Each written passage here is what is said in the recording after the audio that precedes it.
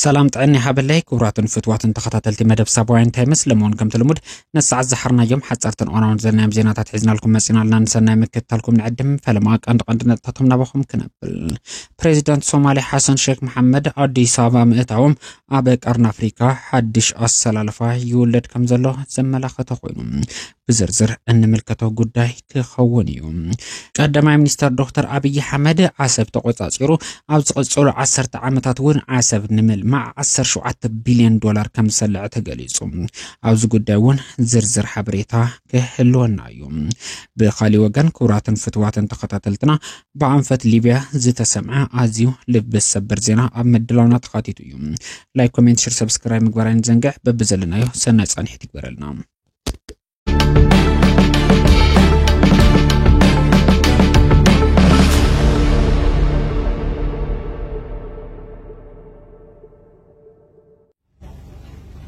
وعيت تريتسن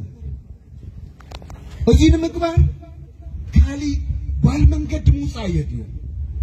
أوان أبال منقد أتيم من كبير زول زلو تمهيرنا زولو مهورات أبوليتيكا تقرأ استواج أنيرنا زولو أكالات أو تقرنا استواج أنيرنا زولو أكالات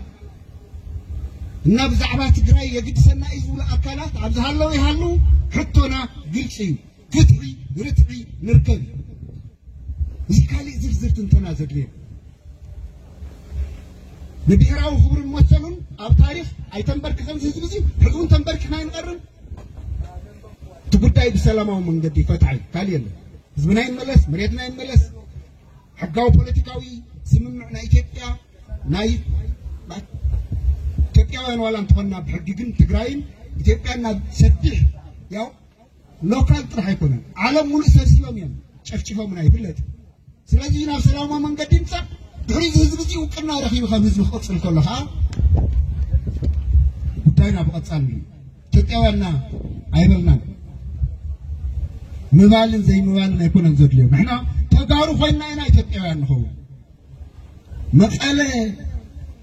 نقود نقديفكا ماتشو نقود نقديفكا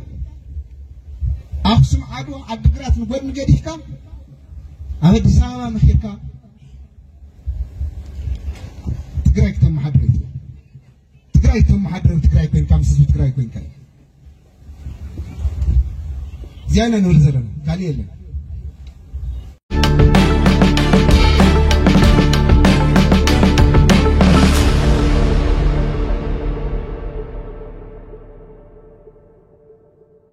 سسان حدن رئيسات سدتنيا أب جماعم بحري ليبيا ترخيبهم سبمزي ليبيا أب زحلفو كلتا صومنات رحم رئيسات سسان حدن سدتنيا تاتا أب مبرعو جماعم بحر اتهاجر كمز ترخبه أفليت أملهم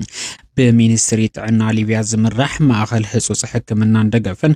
توماس كارينات أب كبابي دوب تونيزيا كاب زورا كسعر راس لارجه زيت بخالو كبابتات كمز ترخبه أرقاقي صلهم اتماخل بسنبت ابزوصو مغلص كلهم رئيسات زي حقان سدتنيات يمكبل زتقاس انتخون 3 رئيسات اب مليتا 10 تخلت دما اب زورا كم زترخبه غليصلهم مع خنزينا رويترز نتماخل بمتقاس رئيسات توسختي 34 سدتنيات اب زورا اب ماخل كاشن ماليتن كم زترخبه ارقاقيصلهم زاغيد الرئيس 10 تخلت سدتنيات كقبر انكلنا زترفو دما نمرمرن مننتومن نابه مقبل رئيسة كم زيت الأخو سبا سلطان أفليتهم كبل تغيسلهم اتماخل أبا زيت رقاقت أنا فيسبوك قصوه زكافلو مسلطات أبالات قجل حكمنا كاب جماعم بحر الرئيسات أكيبهم أبا سعادة بلاستيك كم زقمتهم يريم أزيز حزن زينة أهقراوي ودب سدتنياتات أبا مفارق ورح مسكرم 75 سدتنياتات سودانوان زيسعانت جلبا كاب جماعم بحري ليبيا مستبقسات بزقت محادقة 57 كم زموتو دحر مقلاصيو ليبيا كاب أفريكان ما خلاي مبرقن بحر سجرم نابا أوروبا كسددو نزدلو زي حقان سدتنياتات هيقول فيه متحلال في تحقريا أهقراو ودب سدتنياتات أبزح زوان أبا ليبيا كاب 45 حقرات زيتو ዝተውጻጹ 900,000 ስደተኛታት ከም ዘለዉ ይግመት። ሊቢያውያን ኣብ 2011 ብኣቆጻጽራ ምዕራባውያን ንቃዛፊ ካብ ስልጣን ምዕላዮም ስዒቡ ሃገሮም እስካሕዚ ኣብ ዘይምርግጋእ እትነብር ሃገር ምዃና ይነገረላ። ገማግም ባሕራውን ከም ዓብዪ መስመር ዘይሕጋዊ ስደተኛታት ኮይኑ የግልግል ብምህላው ህይወት ብዙሓት ስደተኛታት ይቐትል ምህላው እዩ ዝንገረሉ።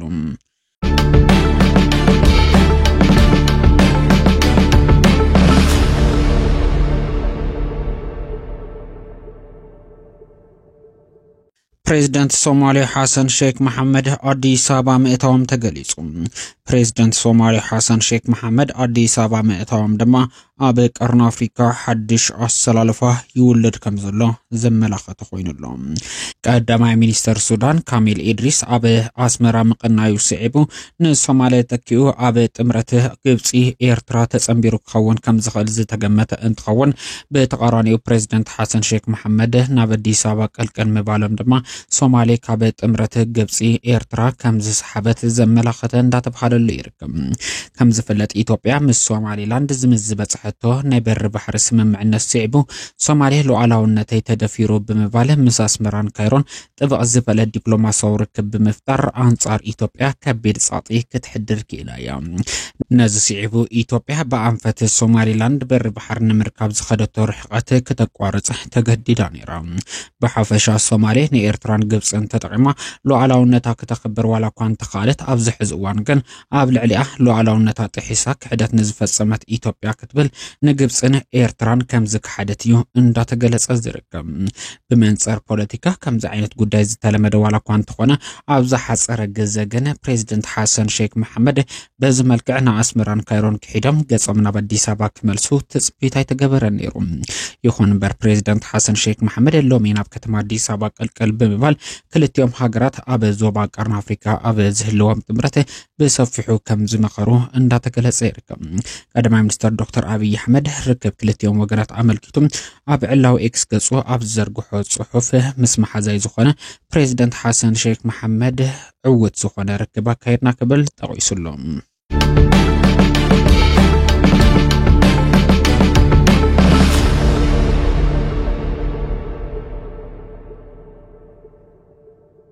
መንግስቲ ኢትዮጵያ ኣሰብ ኣብ ትሕት ቁፅጽሩ ንምእታው ኣብ ዝገብሮ ዘሎ ምንቅስቃስ ሓደ ዓብይ ሚስጥር ልሒኹ ወፂኡ። መንግስቲ ኢትዮጵያ ኣሰብ ምስ ዝቆጻጸር 17 ቢልዮን ዶላር ብምስላም ኣብ ውሽጢ 10 ዓመታት ኣሰብ ናይ ምልማዕ ትልሚ ከም ዝሓዘ ተገሊጹሎ። ብቀዳማይ ሚኒስተር ዶክተር አብይ አሕመድ እትምራሕ ኢትዮጵያ ካብ ዝሓለፉ 2 ዓመታት ጀሚሮ ኣንጻር ኤርትራ ኣንጻር ኣሰብ ሰፍሕቲ ወፍርታት እንዳካየደት ትርከብ።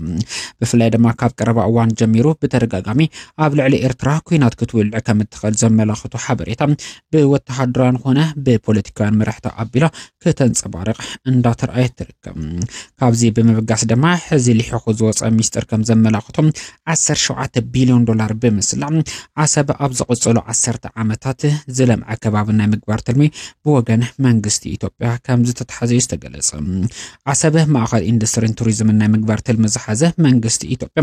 ኮሪደር ልምዓት እውን ንምትግባር መደባት ከም ዝሓዘ እዩ ዝተገለጸ። መንግስቲ ኢትዮጵያ ነዚ ትልሙ ንምዕዋት ካብ ሃገራት ቤላሩስ፣ ፈረንሳይ፣ ሩስያን፣ ሕቡራት ዓረብ ኤምሬት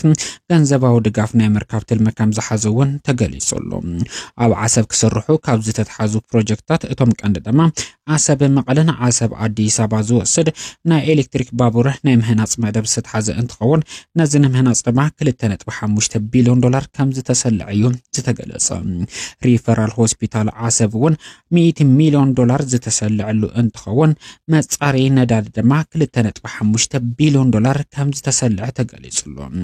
ዘመናዊ ግልጋሎት መብራህትን ጽሩይ ማይን ኣብ ኣሰብ ንምትካል እውን ብወገን መንግስቲ ኢትዮጵያ ካብ ዝተተሓዙ መደባት እቶም ቀንዲ ምዃኖም ካብቲ ልሒኹ ዝወፀ ሓበሬታ ዝተረኸበ መረዳእታ የመላኽት። መንግስቲ ኢትዮጵያ ኣብ ልዕሊ ኣሰብ በዚ ልክዕ ዝተዳለወ እንትኸውን ንኤርትራ ንምውራር ዘኽእሎ ሰፊሕቲ ምድላዋት ድማ ኣጠናኺሩ ቀፂሉ ይርከብ። ብተቃራኒኡ ብፕሬዝደንት ኢሳያስ አፈወርቂ እትምራሕ ኤርትራ ካብ ኢትዮጵያ ገጥማ ንዝኽእል ሉዓላውነታ ክትሕዝ ዝኽእል ወራር ንምምካት ዘኽእላ ዲፕሎማሲያዊ ወተሃድራዊ ምድላዋታ አጠናኺራ ቀጽላ ትርከብ በፍላይ ምስ ሱዳን ግብጽን ጥንክር ዝበለ ዲፕሎማሲያዊ ርክብ በመፍጠር ሓያል ዝተባሃለሉ ጥምረት ክትፈጠር ዝኻለት ኤርትራ ኣብ ዲፕሎማሲያዊ ጉዕዞታት እውን ምስ ኣሜሪካን ሕብረት ኣውሮፓን ተመሳሳሊ ርክብ ተኻይድ ከም ዘላ እዩ ዝንገረላ ናብ ባጽዕ ድማ ብርከት ዝበሉ ዘመናዊ ኣጽዋራት ዝጻና ነፈርቲ ኣትዋ ከም ዘለዋ ዝንገረሉ እንትኸውን ብሓፈሻ ኤርትራ ብወገን ኢትዮጵያ ክመጽእ ዝኽእል ሓደጋ ንምምካት ዘኽእላ ሰፍሕቲ ምድላው ለይቲ ምስካትሪ እንዳሰርሐት ከም ዘላ ይነገረላ